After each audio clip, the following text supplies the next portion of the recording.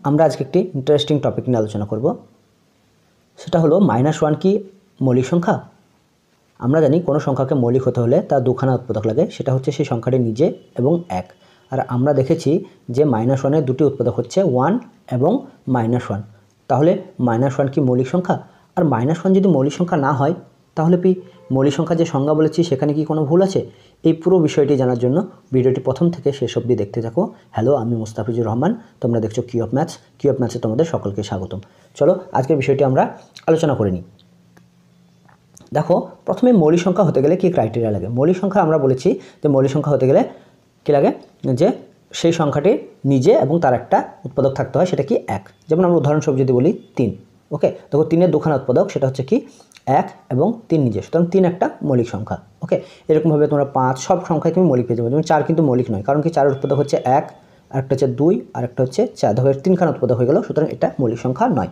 তো আমরা পজিটিভ সংখ্যাগুলোর মৌলিক সংখ্যা দেখেছি। এখন আমরা একটা নেগেটিভ সংখ্যা নিই, যেমন 3-এর নেগেটিভ সংখ্যা হচ্ছে -3। এখন দেখো -3-এর উৎপাদকগুলো কী কী দেখো। -3-এর উৎপাদক হচ্ছে একটা -1, আরেকটা হচ্ছে +1, একটা হচ্ছে 3, আরেকটা হচ্ছে -3। ওকে, তাহলে এখান থেকে দেখতে পাচ্ছি 1, 2, 3, 4টে উৎপাদক, অর্থাৎ -3-এর উৎপাদকের সংখ্যা কত হয়ে গেল? 4। সুতরাং -3 মৌলিক সংখ্যা নয়। একইভাবে তুমি যদি এরকমভাবে -3-এর পরে যেটা আঘাত থাকো 4, 5, -4, -5, এরা কোনোটাই উৎপাদক সংখ্যা 2 হবে না, অর্থাৎ 2-এর থেকে বেশি হয়ে যাবে। কিন্তু আমাদের প্রবলেমটা কখন আসে বলো তো? প্রবলেমটা অ্যারাইজ হয় যখন আমরা -1-এর কথা বলি। দেখো -2 নিলে সেখানেও কিন্তু মানে 2টোর বেশি উৎপাদক চলে আসবে, কিন্তু আমরা প্রবলেমটা ফেস করি যখন -1 নিই। দেখো -1-এর দুখানা উৎপাদক, সেটা হচ্ছে কি, একটা হচ্ছে 1 আর একটা হচ্ছে -1।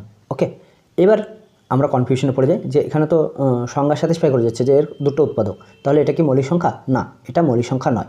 আমরা যে মৌলিক সংখ্যার সংজ্ঞা বলেছিলাম সেখানে কিন্তু আমরা একটা ভুল করে ফেলেছিলাম। সেটা কি বলতো? সেটা হচ্ছে আমরা বলেছিলাম যে সেই সংখ্যা নিজে থাকবে, ওকে, আর একটা উৎপাদক কী থাকবে?